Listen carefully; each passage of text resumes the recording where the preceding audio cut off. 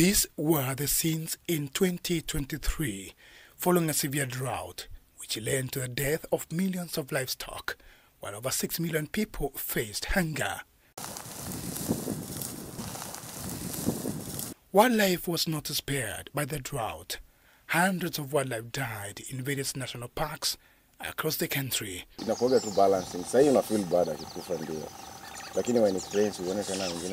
The drought was said to be the harshest witnessed in the country in a period of 40 years. All this was attributed to climate change.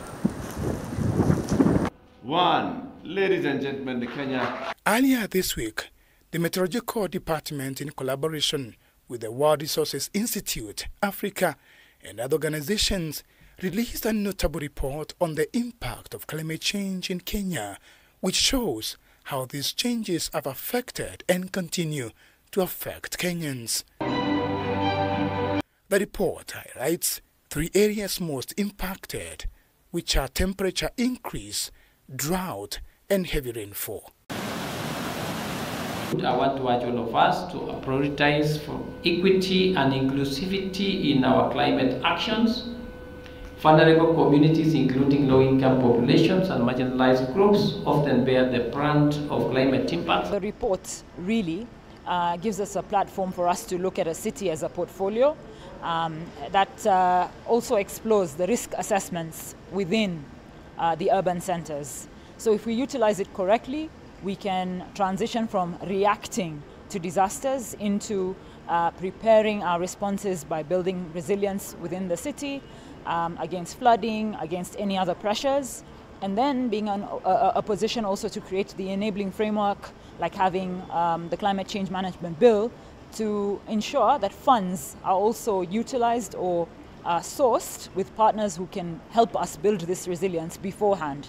After the drought last year, there was heavy rainfall which led to flooding that significantly impacted the lives of people, both in urban areas and upcountry.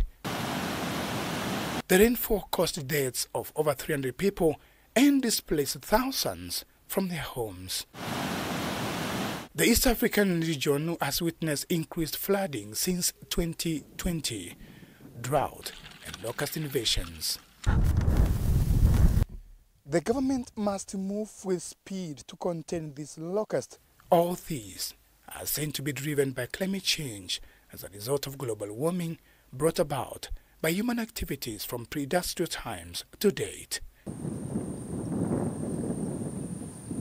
The agriculture sector, which employs over 40% of the working population, has been greatly affected by climate change, and according to the report, wheat farming is expected to decline by 15% by the year 2050 due to these changes.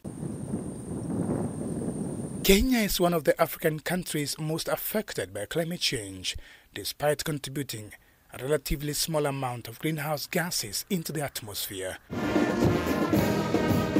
African countries have been pushing developed nations to honor their pledges of climate fund, as they are responsible for high emissions leading to global warming. However, despite discussions in conference of parties since 1995, developed countries have been reluctant to take responsibility. Enough of killing ourselves with carbon. I'm pleased to announce today, alongside the European Union and Germany, a $500 million package to finance and facilitate Egypt's transition to clean energy. Historical polluters need to move away because we share the climate space. They have made it difficult for Africa. They need to be responsible enough and move away fast so that Africa can be able to prosper, because climate impacts are really rolling back the gains that we made in Africa in terms of development. As the journey to COP29 gains momentum, there's a feeling that the conference may turn out to be empty words without accompanying actions, just as it has been witnessed in the last 28 COPs. They talked of having a fund on loss and damage fund so that developing countries can be able to access that money. Up to date, that fund has not been established, and no monies. The few countries that pledged a few monies in that account they have never remitted. There is still very little commitment from developed countries to ensure that we achieve the targets of reducing emission. And that's where the concern is. Year in, year out, every COP meeting, there is no serious commitment to ensuring that we reduce global emission from the highest emitters. And if we go by this trend, then we are well headed for a 2.8 degrees Celsius warming. And that is catastrophic for the communities that we live in and the communities that we are working with as an institution. So we hope by the time we gather for the COP meeting that there will be a serious commitment to reduction of emission, and that's the first political commitment we are looking forward to. We hope that there will be a serious commitment to increasing financing to the Loss and Damage Fund, and by extension, general climate finance, specifically supporting adaptation. To address climate change in the country, counties are using the little available resources for interventions, but the focus should be adaptation. We can't wait until we are dead. So we have decided as Council of Governors, we decided we'll come up with our own policy and our own legislation to set up a climate change fund.